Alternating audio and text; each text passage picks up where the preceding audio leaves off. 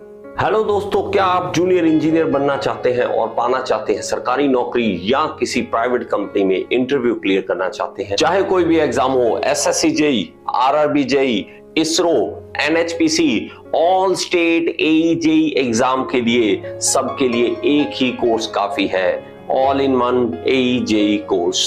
इस कोर्स में आपको मिलेंगी live classes, recordings, PDF notes, test जो आपको हेल्प करेंगे आपके एग्जाम को क्लियर करने में। इसके अलावा आपको जो भी डाउट्स है आप मेरे से डायरेक्टली पूछ सकते हैं। तो देर ना करें, आज ही ज्वाइन करें all in one AE JE course को। सो फर्स्ट क्वेश्चन आपके सामने है। गुड मॉर्निंग बच्चे। ओके, तो आपके सामने जो फर्स्ट क्वेश्चन है आपको दिख रहा है। ओके, मैं देख रहा हूँ यहाँ पे विकास दास आपने ज्वाइन किया मेरे बच्चे। और जो भी नया ज्वाइन करता है, अगेन कह रहा हूं, एमसीक्यू तभी करेंगे आपको पहले अपने कॉन्सेप्ट क्लियर करने पड़ेंगे। जब तक कॉन्सेप्ट क्लियर नहीं है तब तक आप एमसीक्यू मत करें, तो आपको इतना फायदा नहीं मिलने वाला, क्योंकि एमसीक्यू तभी होते हैं जब आपके कॉन्सेप्ट क्लियर हो चुके हों।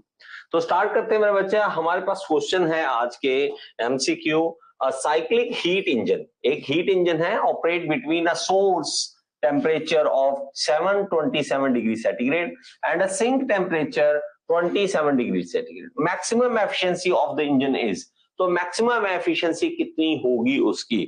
तो ये एक साइक्लिक हीट इंजन है और ये दो टेम्परेचर के बीच इसका चल रहा है, खेल चलता है। तो हमारे पास इसका एफिशिएंसी पूछा गया है कि एफिशिएंसी कितना है। तो मेरा बच्चा जो भी रिप्लाई करना चाहता है वो कर सकता है, नहीं तो आप सुनिए ध्यान से इन क्वेश्चन को और इसको कीजिए। देखिए, जब भी इस तरह के क्वेश्चन आते हैं तो सिंपल सा एफिशिएंसी का जो फॉर्मूला होता है हमारे पास, कि हमने कैसे करना है। जो हमारे पास एफिशिएंसी जब हम कार्नोट साइकिल में पढ़ते हैं, कार्नोट साइकिल में हम जब पढ़ते हैं 1 minus lower temperature upon higher temperature, वो वाला फॉर्मूला आपको लगा देना है। तो हमारे पास दोनों टेम्परेचर दे रखे हैं, दोनों टेम्परेचर के हिसाब से हम कर देंगे। लेकिन हमारे पास एक ही चीज कि इसके अंदर 727 डिग्री सेंटीग्रेड T1 टेम्परेचर है, मान लीजिए। ठीक है, मैं इसको सॉल्व करके आपको दिखाता हूं किस तरह से करना है आपको। नेक्स्ट पेज पे चलते हैं। ओके, यहाँ पे T1 टेम्परेचर हमारे पास लोअर और हायर, मैं दो चीज बोलूंगा, ठीक है। तो हमारे पास लोअर और हायर दो टेम्परेचर, लोअर और हायर, मैं इस तरह से लिखता हूं बेटा, ठीक है। जो लोअर होगा वो हम यहाँ पे लिखेंगे, लोअर है 27 और ये है 727। तो हमारे पास ये है 27 और ये है 727। तो दोनों में 273 ऐड करेंगे, ताकि क्यों, केल्विन बनाया जा सके। अब आप में से जिसको केल्विन नहीं पता, तो मतलब है कि आपने अभी अपनी कॉन्सेप्ट क्लियर नहीं करे, बस सीधा एमसीक्यू करने स्टार्ट कर दिए, तो वो हमने नहीं करना मेरे बच्चा। तो ये 300 बन गया बेटा, 300, और ये कितना बन गया हमारे पास 1000 केल्विन, केल्विन केल्विन ये बन गया। अब एफिशिएंसी का फॉर्मूला, एफिशिएंसी का 1 minus lower temperature upon higher temperature, that's it. 1 minus lower कितना है 300 और हायर कितना है 1000। तो कर दीजिए मेरे बच्चा। तो आप 0.33 काट के आ गया, 0.7 के करीब आ गया, 0.7 हमारे पास एफिशिएंसी आ जाएगा। तो 0.7 मतलब 70% एफिशिएंसी इसका निकल रहा है, 70% एफिशिएंसी इसका निकल रहा है। आई होप ये चीज क्लियर है बेटा आपको, इस तरह से क्लियर है आपको। ओके, चलो नेक्स्ट देखिए मेरे बच्चा। नेक्स्ट है हमारे पास क्वेश्चन, चलते हैं नेक्स्ट क्वेश्चन में हम चलेंगे। और यहाँ पे है, which of the following basic component set is required for set wet sump lubrication system.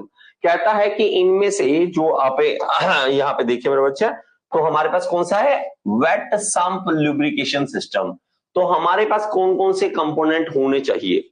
Wet sump lubrication कहां पे हम यूज करते हैं, जहां पे हमें लगातार, हमारे पास एक संप होता है, संप क्या होता है, नीचे हमारे पास एक बाउल शेप का, तो हमारे पास वहां पे ऑयल लगातार रहता है, वो हमेशा रहता है वहां पे ऑयल, और वहां से ऑयल उठाया जाता है लगातार। तो संप में ऑयल रहेगा हमेशा। तो उसके अंदर जो कंपोनेंट रहेंगे मेरे बच्चा, वो याद रखो आप, oil pump, strainer, pressure regulator and oil filter and breather. ये हमारे पास ए इज द राइट आंसर। इसके अंदर ये वाले हमारे पास कंपोनेंट होने ही चाहिए, ठीक है। तो हमारे पास जी सरस्वती 66 पॉइंट, हाँ एग्जैक्ट अगर बोलोगे तो हमारे पास जो आपके ऑप्शन में दे रखा हो, ऑप्शन में कौन सा दे रखा था बेटा, तो ऑप्शन में 70 दे रखा था, इसलिए मैंने 70 सीधा लगा दिया।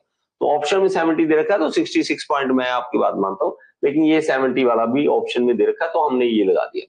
ठीक है, सो ए इज द राइट आंसर। इसके अंदर सम्प लुब्रिकेशन सिस्टम, वेट वाले में ये वाले कंपोनेंट हमारे पास होते हैं। अगर आप देखोगे तो हमारे पास यहाँ पे सम्प है मेरा बच्चा, यहाँ पे सम्प है, सम्प में हमारे पास ऑयल रहेगा, यहाँ से स्ट्रेनर होगा। स्ट्रेनर क्या है? छन्नी। तो वो ऑयल को छानती है, क्योंकि भाई साहब उसमें मिट्टी भी हो सकती है, गंदगी हो सकती है।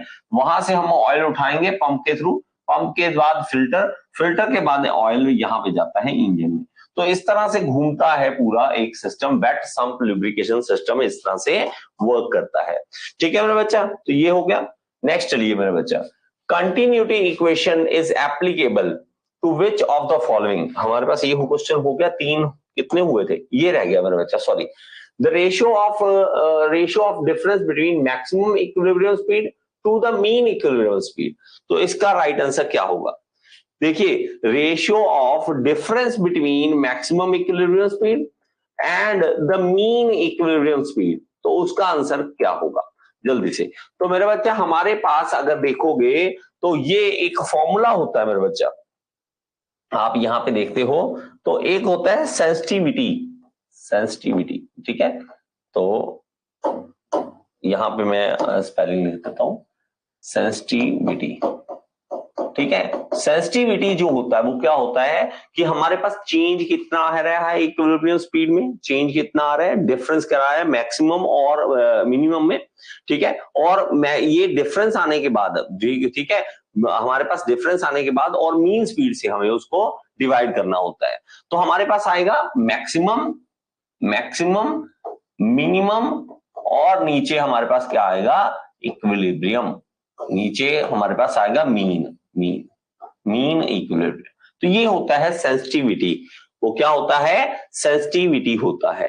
तो मीन आपको पता है बेटा, मीन कैसे निकाला जा सकता है उसके बारे में आपको पता होना चाहिए। इसको आपको आरपीएम में ले सकते हो, आप आरपीएम में भी ले सकते हो, तो आरपीएम में भी ले सकते हैं आप।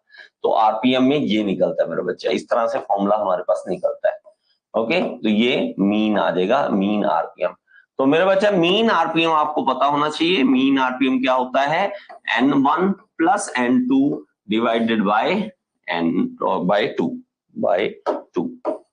ठीक है, तो इस तरह से मीन आरपीएम भी निकल जाता है। तो मैक्सिमम और मिनिमम को ऐड कर दो, N1 N2 मतलब मैक्सिमम और मिनिमम, उनको ऐड करने के बाद डिवाइडेड बाय 2 कर दीजिए। ठीक है बच्चे, नेक्स्ट करें। नेक्स्ट देखिए,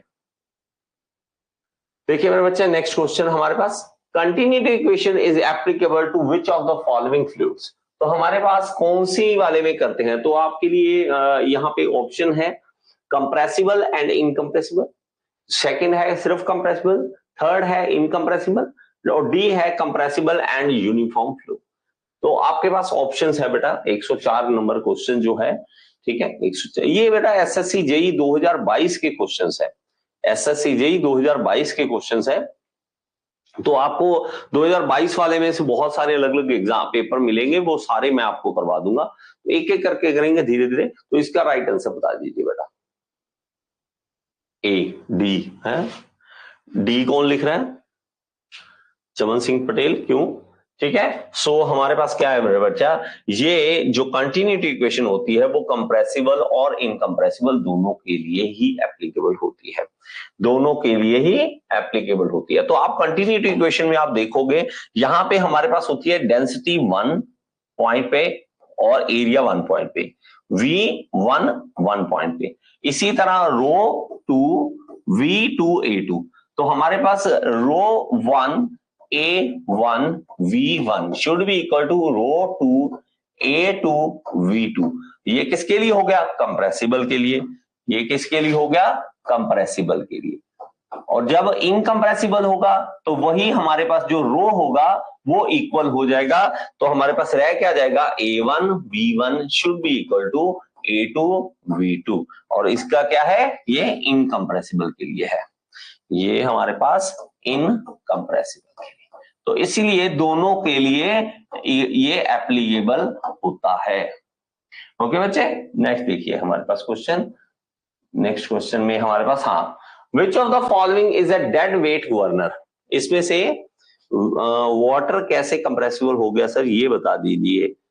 वाटर कैसे कंप्रेसिबल हो गया? मेरा बेटा वाटर कंप्रेसिबल की बात नहीं कर रहा, वाटर कहाँ लिखा मैंने, वाटर तो लिखा ही नहीं बेटा। बेटा वाटर हम इनकंप्रेसिबल मानते हैं, लेकिन कंप्रेस कितना होता है, 0.5%। 0.5%, इसीलिए हम उसको इनकंप्रेसिबल मान लेते हैं। वाटर की बात नहीं कर रहा, कंटिन्यूटी इक्वेशन की बात कर रहा है। वो कंटिन्यूटी इक्वेशन कौन से फ्लूइड पे लगती है, कंप्रेसिबल पे भी, मतलब एयर पे भी लगती है, और वाटर इनकंप्रेसिबल पे भी लगती है। तो हमारे पास कंप्रेसिबल और इनकंप्रेसिबल दोनों पे लगती है। ओके मेरे बच्चा, तो 105 नंबर क्वेश्चन का आंसर दे दीजिए, मैं साइड हट जाता हूं। ठीक है, रॉयल गवर्नर। अरे मेरा बच्चा सारे रिप्लाई करो, सारे, ऐसे नहीं है कुछ बच्चे रिप्लाई करें और कुछ ना करें। सारे के सारे रिप्लाई करोगे तभी मजा आएगा, ऐसे फायदा नहीं होता। आप सभी रिप्लाई करो। बी, और भी। आपने बहुत वो शोर मचाया था बच्चे ने, कौन सा था कि ये वाला कराओ, एसएससी जेईई 2022 का कराओ। वही तो करवा रहे हैं बेटा, वही तो करवा रहे हैं ना। डी, कोई डी कह रहा है, कोई बी कह रहा है। तो मेरे बच्चा आप डेड वेट गवर्नर कौन सा है आपको ये पता होना चाहिए। डेड वेट जिसके अंदर रखा होता है, डेड वेट रखा हो। देखो वॉट गवर्नर कैसा होता है, वॉट गवर्नर में आप देखोगे कोई भी वेट अंदर उसके अंदर नहीं रखा होता। ठीक है, आप देखोगे तो वो उसके अंदर कोई भी डेड वेट गवर्नर नहीं होता। तो आप जब देखते हो प्रॉयल गवर्नर की बात करते हो, तो प्रॉयल गवर्नर हमारे पास कौन सा होता है, वो डेड वेट गवर्नर होता है। ठीक है, तो हमारे पास, जी मेरे बच्चा, ठीक है, तो हमारे पास जैसे डेड वेट गवर्नर होता है। हाँ जी बेटा, हार्टनर। अरे मेरा बच्चा आपने पढ़ा ही नहीं है, मुझे लगता है आप में से कई बच्चे ऐसे हैं जिन्होंने पढ़ा ही नहीं है, पढ़ा ही नहीं, मुझे लगता है आप में से कईयों ने।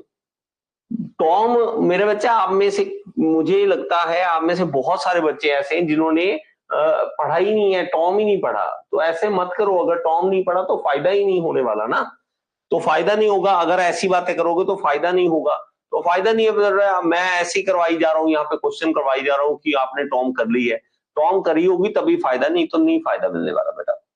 तो गवर्नर जो होते हैं वो अलग अलग तरह के टाइप के आ जाते हैं, गवर्नर जो होते हैं, गवर्नर वो अलग अलग टाइप के आ जाते हैं।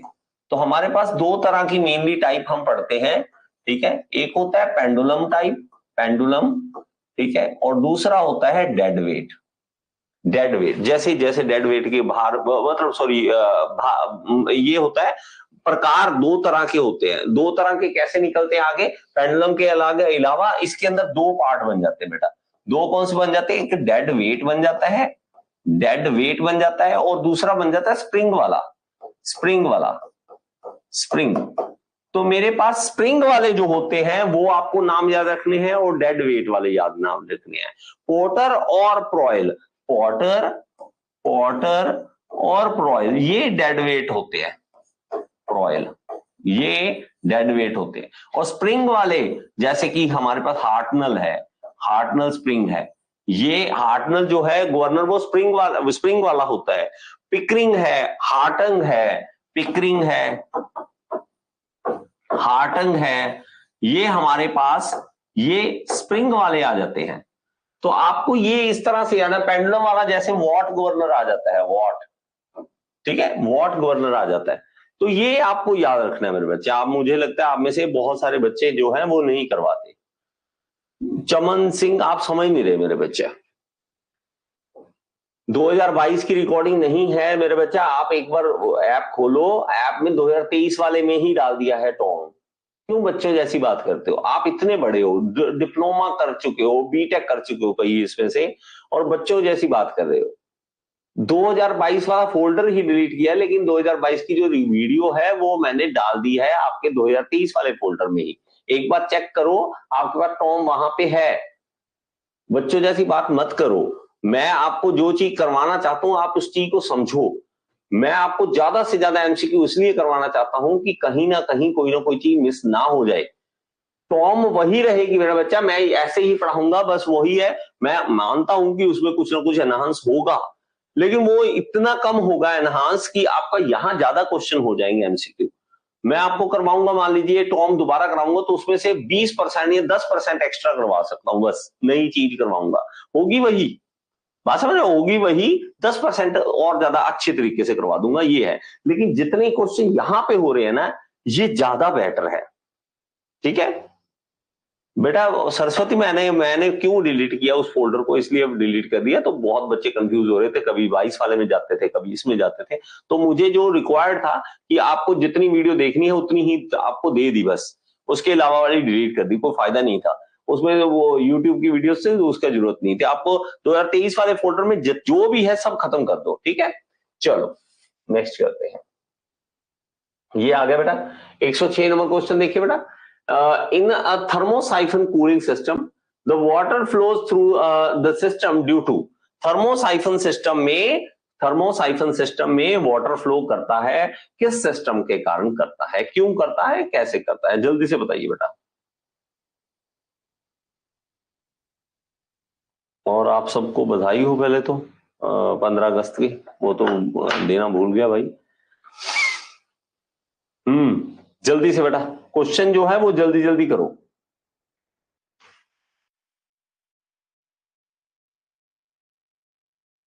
हाँ जी बच्चे, एनीवन रिप्लाई जल्दी से, अगर आपको पोल चाहिए तो मैं पोल भी दे सकता हूं।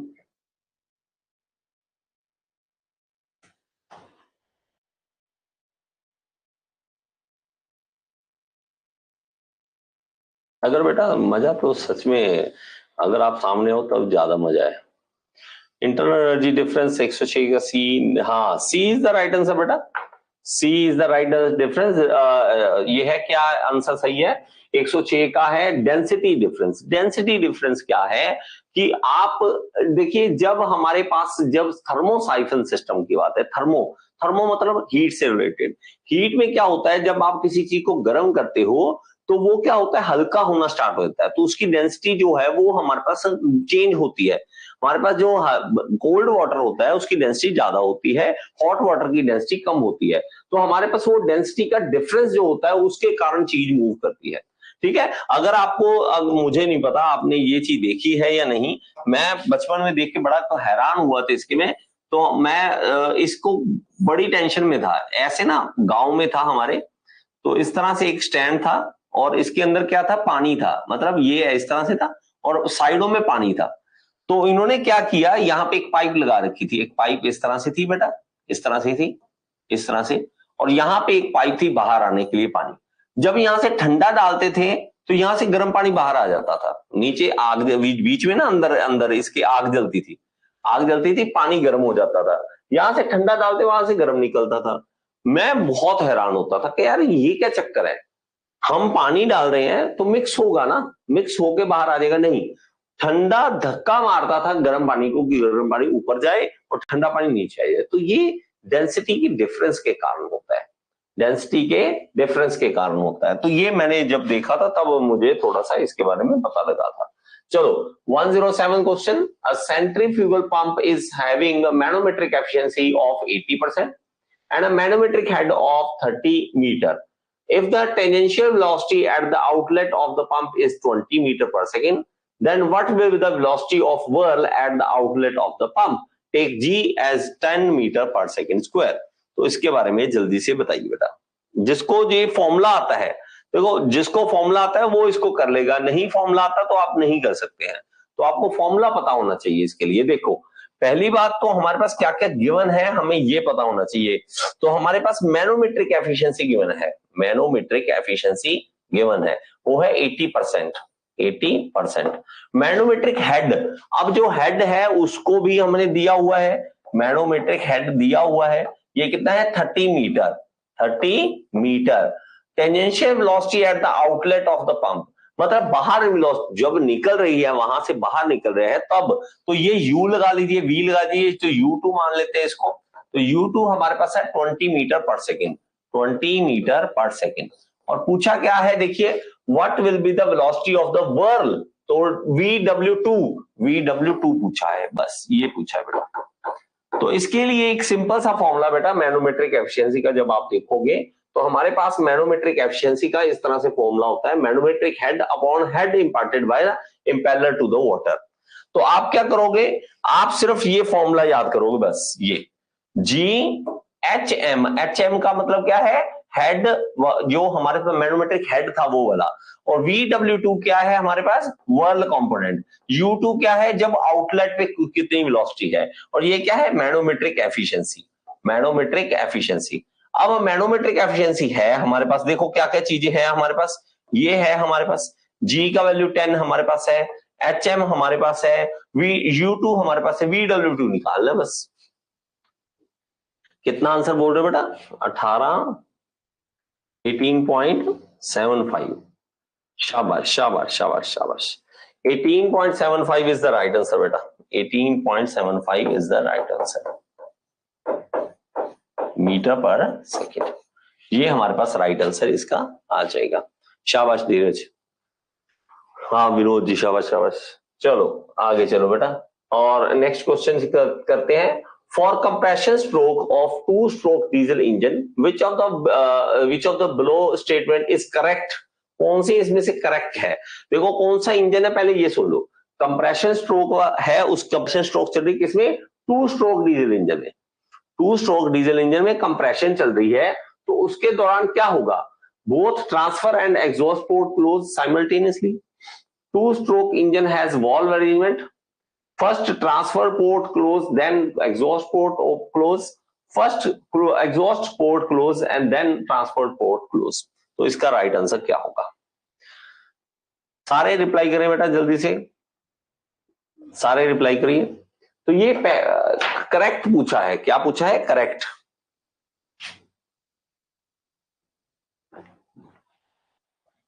क्या होगा, 108 का सी, और बाकी विनोद जी, एक बाकी रिप्लाई ए। ओ बेटा, तो ये इसका C is the right answer बेटा, C is the right answer, C is the right answer.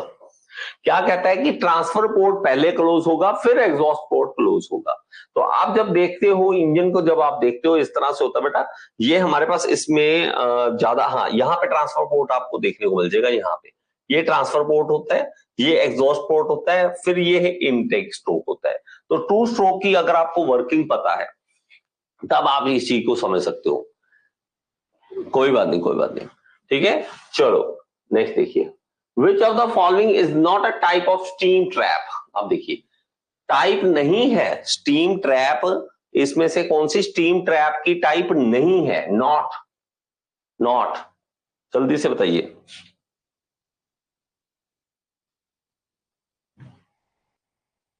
Steam trap, जल्दी से बताइए बेटा।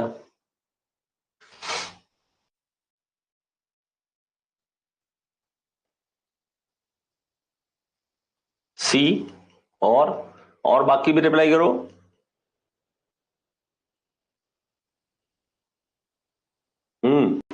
स्टीम ट्रैप, ट्रैप करना बेटा, ट्रैप करना, देखिए expansion type, compression type, bucket type या फ्लो टाइप। सो इसका राइट आंसर क्या है, सो राइट आंसर है बेटा कंप्रेशन टाइप, इसका कोई भी टाइप नहीं होता, कंप्रेशन टाइप नहीं होता, इसको क्रॉस कर दो, मतलब ये राइट आंसर है।